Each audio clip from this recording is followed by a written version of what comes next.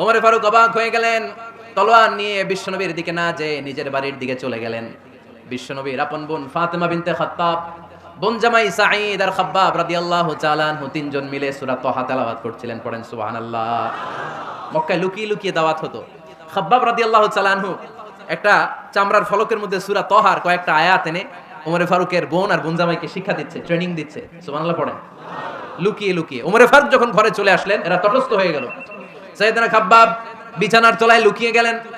ওমরে ফারুক বললেন, দরজা খোলো। ফাতেমা বিনতে খাত্তাব দরজা খোলার পরে নির্মম ভাবে সাইয়েদনা ওমর রাদিয়াল্লাহু তাআলা আনহু বোনের গায়ে আঘাত শুরু করে দিল। বোন জামাইকে আহত করতে শুরু করলো আর বলতে শুরু করলো, তোরা পাগল হলি কেন? কি আছে ওই মুহাম্মাদের মধ্যে? কি জাদু নিয়ে এসেছে? সে যাই বলে লোকজন পাগল হয়ে যায়, সবাই তার উপর কালিমা পড়ে ঈমান এনে ফেলে। কি এমন জিনিস তোদের কাছে আছে যেটা দেখে মুহাম্মদকে তোরা ভালোবাসলি? কি আছে?